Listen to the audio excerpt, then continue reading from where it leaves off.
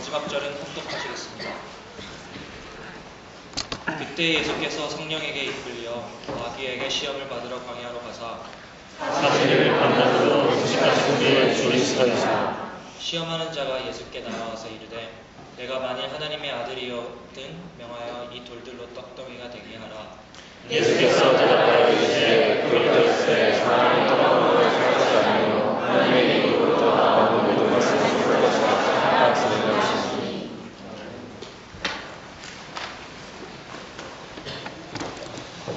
자, 오늘은 시험을 이기는 법, 물질에 대한 부분을 나누도록 하겠습니다. 여러분, 우리는 다 영적인 존재인 거 아세요? 우리는 육으로 살아가는 것 같지만 사실 우리는 영적으로 지어졌습니다. 그래서 우리가 죽은 후에 그 영이 가는 곳이 있기 때문에 예수를 믿는 거예요. 그게 없다면 여러분과 저는 아주 헛되고 헛된 삶을 사는 겁니다. 그 영원한 세계가 있기 때문에 우리가 예수를 믿는 겁니다. 영적인 문제라는 것. 그래서 모든 성도는 이 땅에서 영적인 전쟁을 합니다. 눈에 보이지 않지만 그 전쟁을 하고 살아가요. 언제나 마귀의 공격이 여러분 있을까요? 있습니다. 성경은 마귀의 이런 공격을 시험 또는 유혹이라고 하는데 이 시험이라는 것이요, 시도 때도 없이 모든 환경 속에서 예수를 믿고 안 믿고를 떠난 모든 사람에게 접근이 옵니다. 심지어는 이 자리에서도 끝나고 친교를 나누는 가운데서도 말 한마디로, 생각 하나, 눈빛 하나, 상대방의 태도 하나로 크게 시험을 들 수도 있는 악한 것들이 여기저기서 지금 우는 사자처럼 삼킬 자를 찾고 있습니다. 마태복음 3장 17절을 보면 예수님이 세례를 받고 나온 뒤의 모습이 그려지고 있습니다. 한번 같이 읽어보겠습니다. 시작. 하늘로서 소리가 있어 말씀하시되 이는 내 사랑하는 아들이요 내 기뻐하는 자라 하시니라. 하늘에서 소리가 들렸어요. 성부 하나님께서 성자 예수에 대해 최고의 영광을 돌리면서 이는 내 사랑하는 아들이니라 라고 하셨습니다. 그런데 이렇게 최고의 영광을 받은 직후에 무슨 일이 일어났습니까?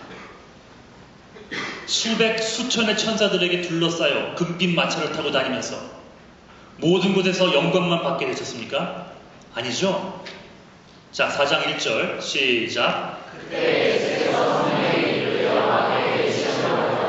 무슨 말입니까? 시험이라는 것은 우리가 영적으로 최정상에 있을 때에도 예외가 아니라는 말입니다.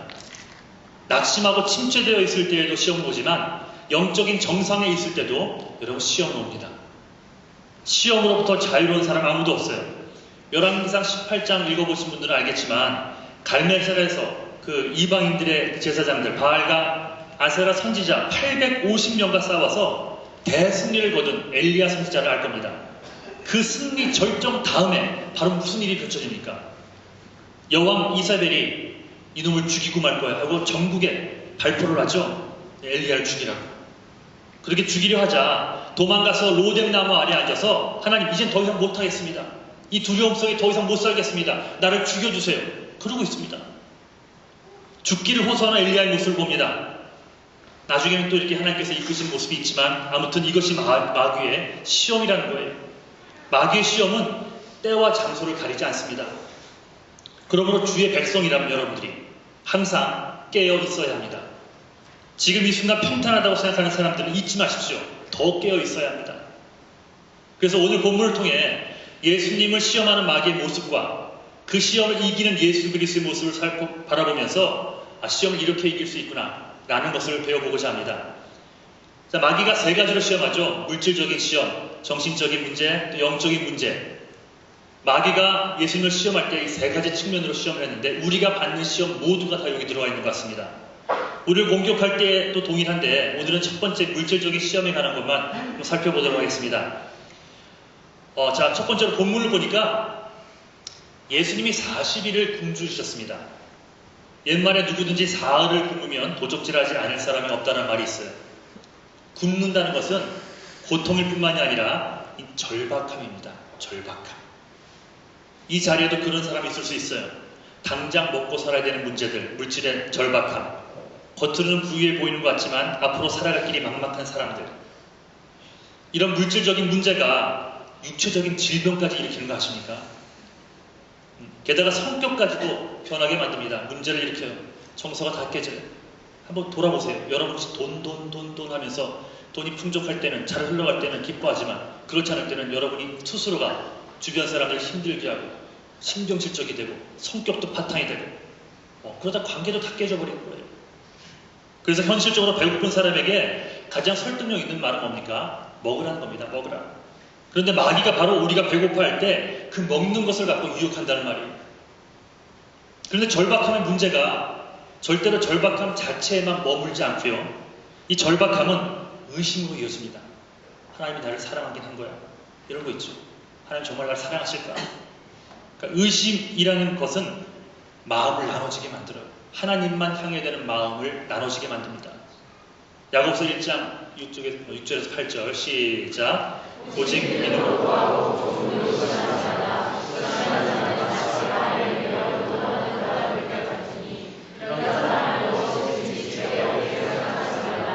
두 마음을 품어 모든 일에 정함이 없는 자는 먹고 사는 것에 대한 절박함도 문제인데 우리의 마음, 하나님을 향했던 그런 마음들, 믿음이 흔들려 버립니다.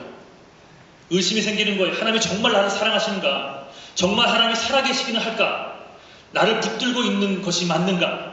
마음이 나눠져 버려요. 그래서 넘어지는 겁니다.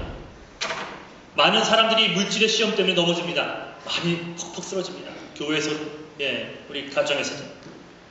그래서 타협하고 배교하고 심지어는 교회를 떠나고 세상 사람과 똑같은 모습으로 변화가 됩니다. 하지만 정반대의 삶을 사는 사람들도 있어요. 오히려 이 물질적인 시험으로 인해서 하나님 앞에 더 멋있는 인생, 더 탁월한 인생을 사는 사람도 있더라는 것입니다. 이유가 뭡니까? 물질적인 시험 가운데 흐르고 있는 하나님의 은혜를 바라보기 때문입니다. God is good all the time. All the time God is good. 그렇다면 하나님께서 물질로 우리를 골탕 먹이려고 이런 상황을 허락하시는 걸까? 아니라는 거예요. 분명한 하나님의 은혜가 그 가운데도 있다는 것을 보기 때문에 그래요. 이 사실을 알기에 능히 이겨내는 사람들이 있습니다. 그렇다면 예수는 이렇게 먹을 것에 대한 시험이 왔을 때, 물질의 시험이 왔을 때 어떻게 반응하셨을까? 자, 4절 읽겠습니다. 시작.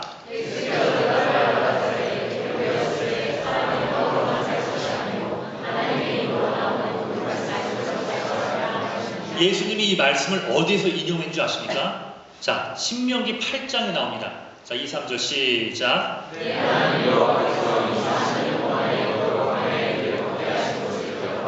이는 너를 낮추시며 너를 시험하사 네 마음이 어떠한지 그 명령을 지키는지 아니 지키는지 알려 하심이라.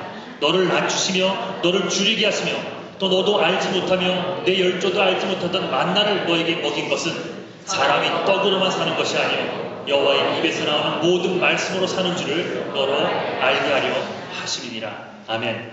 하나님의 백성들에게 임하는 시험, 특별히 물질적인 시험에는 목적이 있다는 겁니다.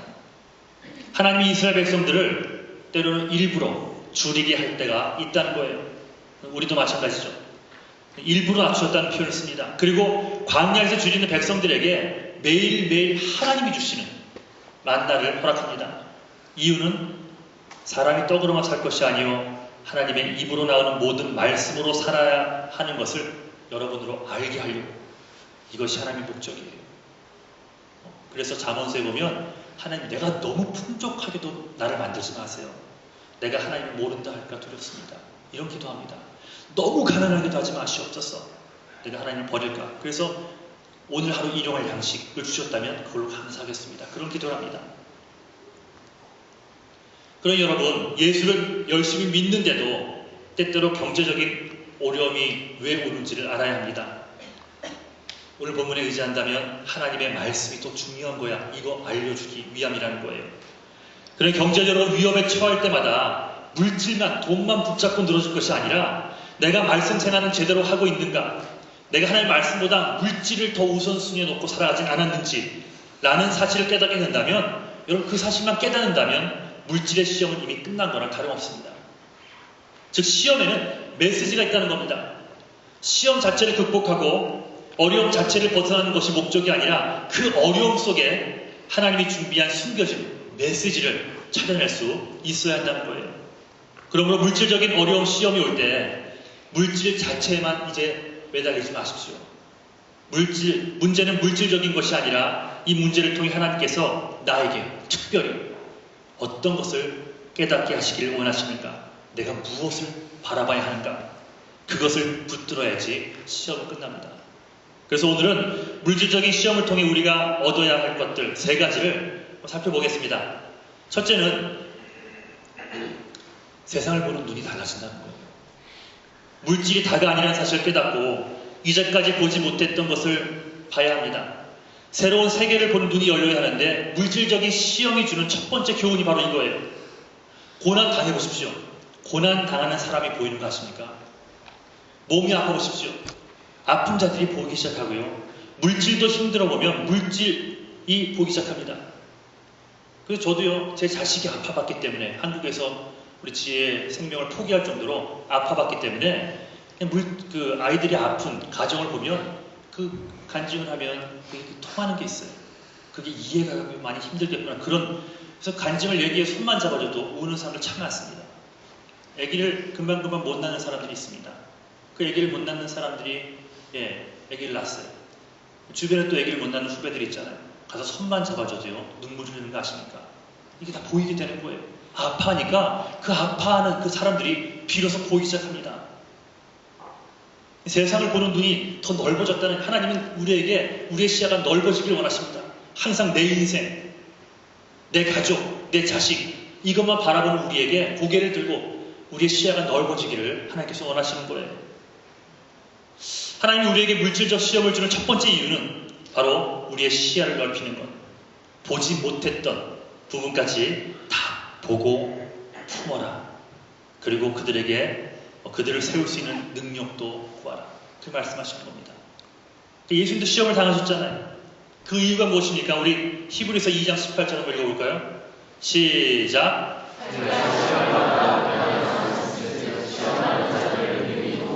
자기는 예수님이십니다. 예수님이 시험 당한 이유가 무엇이라고 합니까? 시험 당한 자를 능히 돕기 위해서라고 합니다. 그 시험 안 당해도 하나님 도울 수 있어요. 근데 우리 입장에서는 예수님 그 아픔 아십니까? 아파 보셨어요? 이게 안 와닿는 거예요. 그러니 친히 오셔서 여러분과 제가 당할 수 있는 모든 아픔을 이 땅에서 다 당하신 겁니다. 하나도 빼지 않고 모든 고통을 다 당하셨어요. 내가 당한 어려움을 동일하게 당하는 사람들을 돕는 데까지 나아갈 수 있도록 하나님께서는 그 사랑을 우리에게 먼저 보여주셨습니다.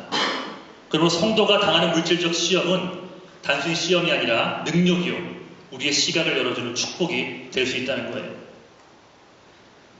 미국에서 영감 있는 저자로 알려진 찰스 콜슨이라는 사람이 있습니다. 이분은 닉슨 대통령의 보좌관이었어요. 2001년 봄에 Justice That Restores라는 책을 썼는데 회복되어야 할 정의, 엄청난 인사이트를 주는 책입니다. 창조, 타락, 구속, 회복이라는 4단계를 통해서 어떻게 우리가 우리의 삶의 문제들을 해결할 수 있는지를 보여주는데 이 4단계를 통해 모든 문제를 해결할 수 있다고 얘기합니다. 근데 이분이 어떻게 이런 영감을 얻었는가 하니 도청 사건 아시죠?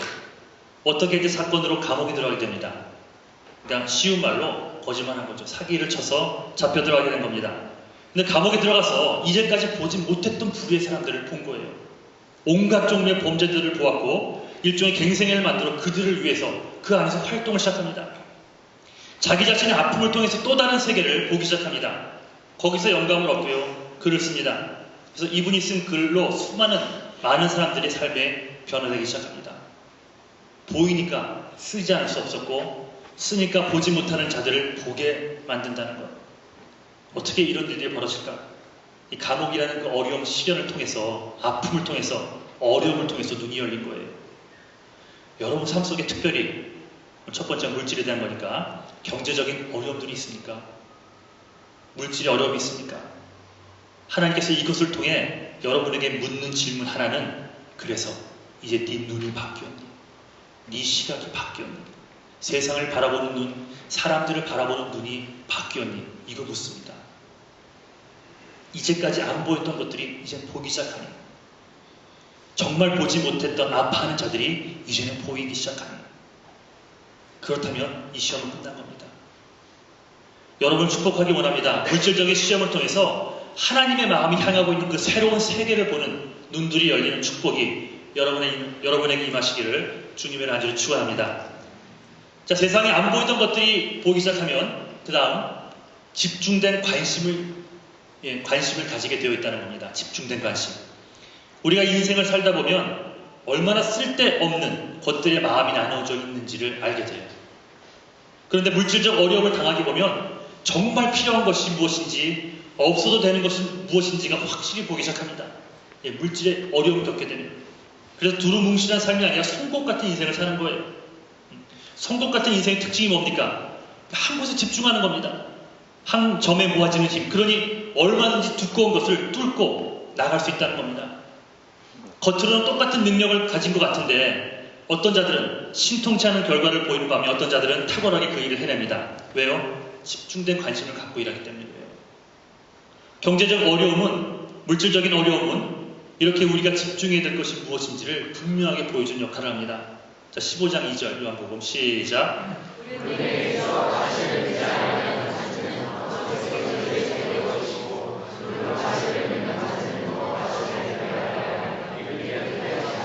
자, 우리의 인생에서도요, 여러분, 과실을 맺지 못하는 것들을 잘라내는 작업이 필요합니다. 이것저것 다 하면서 하나님의 사람을 살 수가 없어요. 잘라내는 작업이 필요해요. 쓸데없는 거칠애들을 잘라내는 그런 모습들이 있어야 합니다. 그리고 진짜 중요한 것에 집중하는 것. 하나님은 여러분을 사랑하시고요, 여러분을 사용하길 원합니다. 우리를 더 크게 쓰시기 위해서 때로는 경제적인 어려움을 통해 집중하게 하는 훈련도 시키십니다. 하나님은 여러분이 집중된 관심을 갖게 만드세요. 더 쉽게 말하자면 하나님이 그토록 원하시는 관심을 우리도 갖기를 원하신다는 거예요. 예를 들면 영혼 구원에 대한 관심, 잃어버린 자들에 대한 마음, 상처받은 자들에 대한 배려. 집중된 관심이 얼마나 큰 능력이 있는 줄 아십니까? 마태복음 26장에 시몬이라는 사람의 집에서 예수님 모임을 갖습니다. 죽음을 앞두고, 죽음 직전에 고통과 고뇌에 빠져있는 예수님. 그런데 그 전에 제자들 사이에서 무슨 일이 벌어졌는지 아십니까? 누가 더 크냐? 네가 더 크냐? 내가 더 크냐? 이런 싸움을 하고 있어요. 제자들이 지금. 예수님의 마음과 그들의 행동이 달라도 너무나 다릅니다. 그런데 거기에 전직 창녀였고 7 귀신 들렸던 마리아가 등장합니다. 향유 옥합, 너무나 귀중한 전 재산이랑 다름없는 그 향유 옥합을 깨서 예수님 머리에 붓습니다. 마리아가 고뇌하는 예수님의 마음을 읽을 수 있었습니다. 그 이유는 뭘까? 예수님의 장사를 기념해서 전 재산이나 다름없던 그 귀한 옥합을 깨뜨려 부을 수 있었던 이유가 무엇일까? 다른 거 아닙니다. 말로 표현할 수 없는 용서와 사랑을 받았기에 마리아는 예수님을 사랑할 수밖에 없었어요. 즉 사랑하기 때문에 그렇습니다. 사랑하니까 예수님이 보이는 거예요. 사랑하니까 예수님의 고통과 고뇌를 읽을 수 있었던 겁니다. 여러분 입술로 하나님 사랑한다고 하죠. 과연 예수님의 그 아파하는 마음이 보이십니까? 여러분 잘되고 웃고 하는 사이에 주변에서 힘들어하는 자들, 예수를 알든 모르든 고통받는 그런 자들의 모습이 여러분 마음에 들어오십니까? 이제 보인 거예요. 사랑하면 보인다는 겁니다. 집중하니까 보이는 거예요.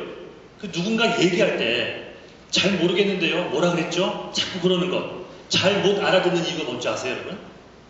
관심이 사라졌기 때문에 그렇습니다. 사랑하지 않기 때문에 그래요. 사랑이 식었기 때문에. 뭐 예를 들면 다 그런 건 아니겠지만 연인 사이에, 사랑하는 연인 사이에 못 알아듣는 경우가 생긴다면 사랑이 식었을 가능성이 많습니다. 옛날에는 여자친구가 푸라고만 얘기해도 프라페치노 벤티 사이즈 위크림 가득 이렇게 알고 사왔어요. 그랬던 남친이었는데 시간이 지나면서 옛날에 삼겹살 먹던 생각이 나네라고 오늘 저녁 고기 먹고 싶어라는 뜻으로 또박또박 얘기해줘도 그러게 그게 언제적 얘기야? 나 오늘 축구하러 가야 돼. 밥 안 해서 먹어. 뭐 이런 식으로 반응을 하고 있어요. 잘 못 알아듣는 겁니까? 관심이 사라진 걸 수 있어요. 다 그렇지 않겠지만 관심이 사라진 걸 줄 수 있고요. 사랑이 식었을 가능성이 있습니다. 누가복음 15장 20절에 보면 돌아온 탕자의 이야기가 있죠. 아버지 재산을 다 갖고 나가서 창녀들과 다 쓰면서 방탕했던 그 이야기 아시죠? 집 나간 그 아버지, 집 나간 아들을 둔 그 아버지, 나이가 드신 분이세요. 그런데 탕자가 많은 어려움을 겪은 후에 아버지 집에 가서 내가 종으로만 살아도 먹을 수 있겠지 하면서 터벅터벅 걸어옵니다. 그런데 성경을 보니까 아직도 거리가 먼데 그 아들이 아버지 눈에 보였다는 거예요. 아들은 알 리가 없죠. 지금 고개 숙이고 어떻게 아버지한테 말할까. 그러고 오는 거예요. 사랑하니까요. 아버지가 이 아들을 집 나간 아들을 사랑했었으니까, 사랑하니까 보이는 겁니다. 사랑은 거리를 초월합니다. 아들이 보였어요. 아들이 먼저 봤습니까? 아니죠. 아버지가 먼저 봤습니다. 여러분이 먼저 예수님을 찾았습니까? 예수님이 여러분을 먼저 찾으신 거예요. 사람들을 통해서, 주변 환경을 통해서 여러분을 여기까지 끌어온 겁니다. 그리고 아버지가 어떻게 했어요? 사랑하니까 먼저 보이게 됐다는 거예요. 치근히 여겨 그 먼 거리를 달려가 목을 안고 입을 맞추니, 자 보세요. 아들은 터벅터벅 걸어오는데 그 연세 드신 아버지가 달렸습니다. 그 아들을 안아주려고 달려갑니다. 뛰어가서 덥석 안고 입을 맞추다라는 거예요. 아무것도 묻지도 않고요. 아직 잘못됐어요. 그 얘기도 안 했어요. 그냥 돌아온 거로 된 겁니다. 그 입을 맞추다라는 거예요. 여러분, 이게 사랑이에요. 이게 사랑. 집중된 관심이 있으니 가능한 겁니다. 그 아들만 돌아온다면, 이전의 과거 잘못된 것 이건 다 다치지 않을 거야. 이런 마음으로 그냥 돌아오기만을 기다렸던 그 아버지의 사랑이 그로 하여금 이렇게 행동하도록 만든 것입니다. 우리가 무슨 일을 하든지 예수 믿는 자들이 능력이 있는 이유는 하나님께서 이런 어려움들을 통해 우리로 하여금 집중된 관심의 능력이 무엇인지를 깨닫게 하시는 순간이 있기 때문입니다. 그러면 여러분 영혼을 살릴 수 있어요. 영혼. 못 보던 것을 볼 수 있고요. 남들이 변화시키지 못했던 것을 변화시킬 수 있습니다. 이것을 할 수 있는 능력이 바로 이 집중된 관심에서 나오는 거예요. 어려움을 처해보면 정말 내가 집중하고 살 것이 무엇인지가 보이게 됩니다. 이제 물질적인 어려움, 부족함을 통해 물질에만 매달리는 것이 아니라 못 보던 것에 눈을 돌리고 그로 인해 사랑하라고 내게 붙여주신 수많은 주변의 사람들을 집중된 관심으로 사랑할 수 있는 여러분 다 되시기를 주님의 간절히 축원합니다. 자, 마지막으로 하나님은 물질적 어려움을 통해서 다른 건 아니죠. 내 인생의 우선순위는 말씀이다 라고 고백하기를 만드십니다. 사람이 떡으로만 살 것이 아니요 하나님의 입에서 나오는 모든 말씀으로 살 것이니라 오늘 하셨어요. 그러면 기독교의 부흥은요, 우리 교회의 부흥은 다른 게 아닙니다. 여러분, 수련 하나 잘하면 교회가 부흥됩니까? 연합찬양 멋있게 끝내놓으면 그게 부흥의 도화성이 됩니까? 여러분, 말씀입니다. 말씀으로 돌아가면 각 사람 가운데 부흥의 역사가 다시 일어납니다. 말씀 생활을 그래서 안 하는 것이요, 하나님 앞에 죄악이에요. 뭔가 실수하고 부족한 것은 여러분, 그것은 하나님 앞에 죄악이 아닙니다. 실수할 수 있어요. 하지만 말씀 생활을 여러분이 안 한다면 그것은 하나님 앞에 큰 죄악일 수 있다는 거예요. 이 말을 들으면 불편할 사람이 있을지 모르겠습니다. 하지만 사실이에요.